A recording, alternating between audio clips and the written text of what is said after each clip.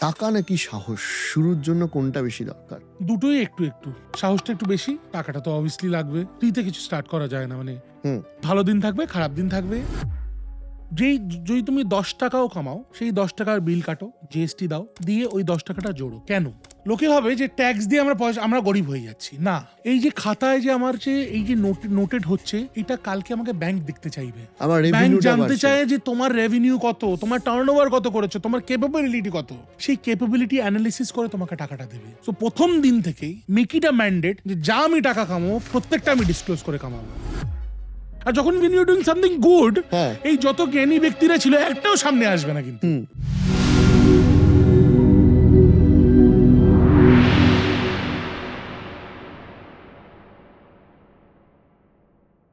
আচ্ছা, এবার আমি একটা জিনিস জিজ্ঞাসা করছি। এই যে ধরো যারা বিজনেস শুরু করছে, আমার মনে হয় যে বহু ইয়ং জেনারেশনও তো দেখছে। টাকা নাকি সাহস? শুরুর জন্য কোনটা বেশি দরকার? দুটোই একটু একটু। সাহসটা একটু বেশি, হুম। টাকাটা তো অবভিয়াসলি লাগবে। না হলে ফ্রিতে কিছু স্টার্ট করা যায় না। মানে হুম। ভালো দিন থাকবে, খারাপ দিন থাকবে। কখনো কখনো মনে হবে যে আজকেই শেষ হয়ে গেল, আমার পুরো জীবন শেষ। Hmm. There will be days যেদিনকে খুব দারুণ লাগছে, মনে হচ্ছে I am at the top of the world, hmm. আমি সব কিছু অ্যাচিভ করে ফেলেছি দুনিয়ার। বাট তখন আমরা কিচ্ছু অ্যাচিভ করিনি কিন্তু। হুম। তো আই থিঙ্ক বোথ, বাট সাহসটা সবচেয়ে বেশি। ধরো আজকে তুমি সেকেন্ড জেনারেশন এন্টারপ্রেনিউর। আমি আর টার্নওভার আর ভ্যালুয়েশন বলে, মার্কেট ক্যাপ বলে তোমার বিড়ম্বনা বানাচ্ছি না। ইটস আ হিউজ, ঠিক আছে? না, না, thank তো you. সেই যাত্রাতেও তো ডেফিনেটলি ধরো সেই যাত্রাতেও তো তোমার একটা ব্যর্থতা এসছে। তুমি বলছিলে যে অনেকগুলো স্টার্টআপ ফেল করেছিল। নিশ্চয়ই। এই ফেলিওরটা তোমার জীবনে সাকসেস পেতে কতটা কাজে লেগেছে? আর আমার কি কোথায় কোথায় ফেল করেছিলে? আমি প্রচুর জায়গায় ফেল করেছি। ক্লাস 7 ফেল করেছি আমি। তো অ্যাকচুয়ালি ক্লাস 7 ফেলিয়ার থেকে বলি, ইট ওয়াজ আ লার্নিং ফেজ ফর মি। হুম। দুটো সাবজেক্টে আমি ফেল করেছিলাম।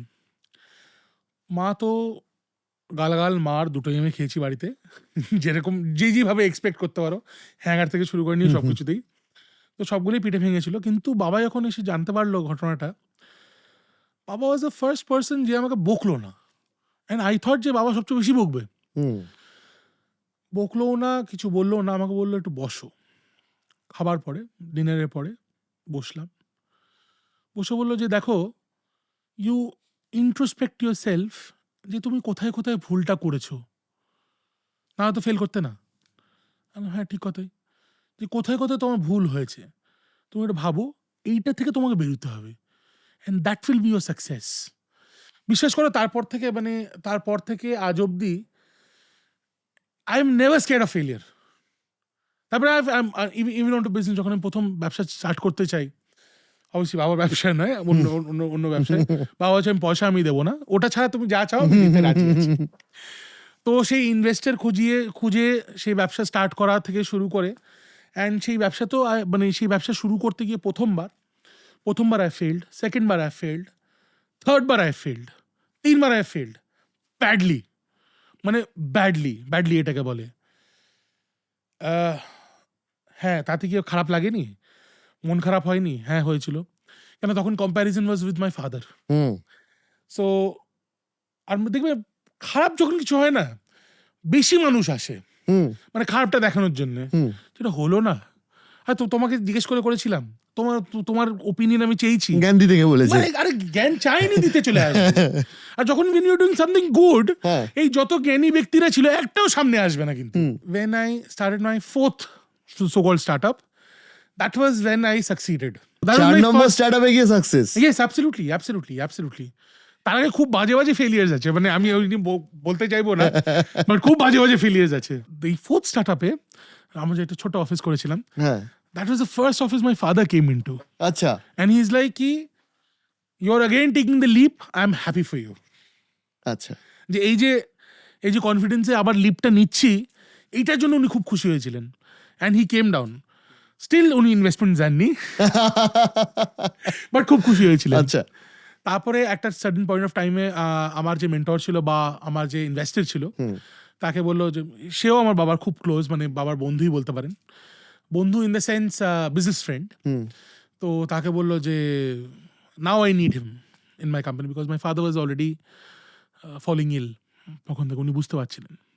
তো that's the time I shifted completely and I joined him to Jack Oliver. inside. আচ্ছা তুমি একটা কথা বলো, সেটা হচ্ছে যে ধরো যারা নতুন শুরু করছে, ইনভেস্টমেন্ট পাওয়া, নেটওয়ার্কিং করা, একটু গাইড করতে পারবে তাদেরকে ওভারঅল? Simply বলি, হুম সবচেয়ে বেশি টাইম যে বন্ধুদের সাথে স্পেন্ড করো হুম তারা তো তোমার বন্ধু হয়। যারা বন্ধু যদি হয় তাহলে সে তোমার উপরে সবচেয়ে বেশি ট্রাস্ট করবে। হুম And try taking the investments from them, small তাহলে caps. আমার মনে হয় তার আগে বন্ধুদের ঠিক করতে হবে। তাহলে যে তুমি যে অটোমেটিকলি বন্ধুরা বুঝে invest- যাবে হ্যাঁ, যে তোমার উপরে কে কত বন্ধু ট্রাস্ট করছে। হুম তা সেই বন্ধু রেখো, আর যে বন্ধু তোমার উপর ট্রাস্ট করে না সেই বন্ধুর রাখা না রাখা সেটা তোমার প্রেজুডিস, সেটা তুমি বেটার বুঝবে। হুম আমি বললাম ফার্স্ট গ্রাউন্ড। এবার চলে আসবো রিলেটিভসে। হুম প্রচুর রিলেটিভসদের কাছে আমরা যাই, আমরা তাদের ফাংশনসে যেতে থাকি, আমরা ভাবি খুব ইম্পর্টেন্ট। তো তখন এটাও তো তোমার জন্য একটা খুব ইম্পর্টেন্ট লাইফের অপরচুনিটি। হুম তো সেই রিলেটিভসদের কাছে চলে যাও, তার মানে নেক্সট পার্টে হুম যে আমাকে একটু সাহায্য করো, যে সাহায্য করো না, তুমি আমার ভিশনটার পার্ট হও। হুম ইউ ফিল যে আমি সাকসেসফুল হব, হুম তুমি আমার উপরে বিশ্বাস করো, তা তুমি আমার ভিশনের পার্ট হও।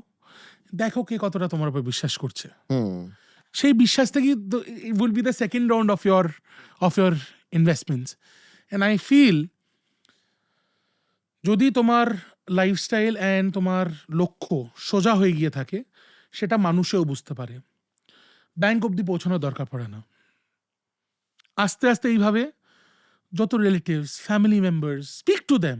আরে তুমি এটা লজ্জা পাওয়ার কিছু নেই। হুম একটা ইনভেস্টমেন্ট চাইছো তুমি, ধার তুমি নয়, তুমি ধার চাইতে যাচ্ছ না। যেটা তুমি- সাকসেসফুল হলে তারাও লাভবান হবে। অ্যাবসলিউটলি সেও ইকুইটি শেয়ার পাবে। আজকে যদি তোমাকে 10,000 টাকা সে দেয় একটা ব্যবসা, আমি কথার কথা বলছি হাইপোথেটিক্যালি, সে যদি 10,000 টাকা দেয় একটা ব্যবসা স্টার্ট করার জন্য, সেই কালকে সে কিন্তু ওই 10,000 টাকার জন্য কিন্তু 1 লক্ষ টাকাও পেতে পারে। হুম রাইট? সেটা হয়তো 2 বছরের মাথায়ও হতে পারে। ব্যাংক তো দেয় না, ব্যাংক তো 7%-এর বেশি দেয় না আজকে ডেটে, এখন যা যাচ্ছে 7% কাছাকাছি, তার থেকে বেশি তো পাবে না। তাই তো ব্যাংকের থেকে তো বেশি লাভ তুমি দিচ্ছ। তাহলে আমি আরেকটা ভাবে যদি বলি, হুম যে তুমি যদি বন্ধুকে গিয়ে বলো, ভাই তুই ব্যাংকে যদি পয়সা রাখিস ফিক্সড ডিপোজিটে 7%, 8% তোকে দিচ্ছে, হুম আমি তোকে 15% দেবো, মানে কত হয়? 1,000 টাকাতে 15% কত দাঁড়ায়? 150 টাকা। রাইট। 1,000 টাকাতে তুমি 150 টাকা দিতে পারবে না? তাই তুমি কি ব্যবসা করছো? তুমি ওইটুকু তো রিস্ক নিতে পারবে। হুম যে আমি ওই বন্ধুকে 1,000 টাকা আমার প্রিন্সিপাল দিয়েছিল, প্রত্যেক বছর ওকে আমি 150 টাকা করে দিতে থাকবো। হুম আমি তো প্রিন্সিপালটা দিচ্ছি না, বাট আমি 150 টাকা করে দিতে থাকবো। যেদিনকে আমার কাছে প্রিন্সিপালটা হবে আমি প্রিন্সিপালটা ফেরত দিয়ে দেবো। এবার ধরো আমি বলছি যে আজকে বাংলাতে, আমি বাংলার কথা এই কারণে বলছি, অনেকেই বলে বাংলায় ব্যবসা হয় না ইত্যাদি ইত্যাদি, তোমরা করে দেখিয়েছো, একদম সেটা ফ্যাক্টর না। আমি শুধু না, আরো আমার বন্ধুরা আছে, সবাই করছে। এই সূত্রেও জিজ্ঞেস করছি যে ধরো আমার একটা টাকা রয়েছে, ধরো আমি একটা সামথিং, একটা রেস্টুরেন্ট চালাই, বা আমি একটা Right. যে কোনো একটা কিছু স্টার্ট আপ, কিছু একটা, হ্যাঁ কিছু একটা স্টার্ট আপ চালাই, সেখানে আমার মনে হচ্ছে এবার আমি নেক্সট লেভেল যাব, যাবে। হ্যাঁ, সেই জায়গাটা সে কি করে আনলক করতে পারবে? ফার্স্ট অফ অল আমি বলবো, whenever you're doing any business, never depend on the parallel economy, মানে ব্ল্যাক ইকোনমি। যদি তুমি 10 টাকাও কামাও, সেই 10 টাকার বিল কাটো, জিএসটি দাও, দিয়ে ওই 10 টাকাটা জোড়ো। কেন? এর পিছনে খুব একটা ইম্পর্টেন্ট কারণ আছে। হুম লোকে ভাবে যে ট্যাক্স দিয়ে আমরা গরিব হয়ে যাচ্ছি। না, এই যে খাতায় যে আমার যে এই যে নোটেড হচ্ছে, এটা কালকে আমাকে ব্যাংক দেখতে চাইবে। আমার ব্যাংক রেভিনিউটা জানতে বাড়ছে। চায় যে তোমার রেভিনিউ কত, তোমার টার্নওভার কত করেছো, তোমার ক্যাপাবিলিটি কত। সেই ক্যাপাবিলিটি অ্যানালিসিস করে তোমাকে টাকাটা দেবে। হুম সো প্রথম দিন থেকেই মেক ইট আ ম্যান্ডেট যে যা আমি টাকা কামাবো প্রত্যেকটা আমি ডিসক্লোজ করে কামাবো। হুম তাতে কি হবে? Your balance sheet will become right. So once your balance sheet becomes heavy, that is on to stage 2, that is where banks come in. Banks will see your balance sheet for 2 years. তার আগের পার্টিতে কিন্তু bank আসে না। Bank যতই বলে দিক, অনেক জায়গায় গেছি, আমি নাম নেব না, প্রচুর ব্যাংকের কাছে গেছি, start up funding is all bogus, is complete bogus. বলে 2 বছরের ব্যালেন্স শিট, 2 বছরের ব্যালেন্স শিট যদি থাকতো তাহলে স্টার্ট আপ ফান্ডিং দিতে এসছি কেন বাবা? তো যাই হোক, তাহলে stage 2 is always a bank. আর তার জন্য বলছি, প্রথম দিন থেকে get everything down on pen and paper. Do not fear your taxes. ধরো ফেলিওর সাকসেস দুটোই তুমি দেখছো। Hmm. In business hard work আর স্মার্ট ওয়ার্ক কম্বিনেশনটা কতটা জরুরি, ইয়েস। আর আজকের ডেটে বিজনেস করতে গেলে কতটা স্মার্ট হওয়া জরুরি? Smart work is something which is very important in business. Hard work,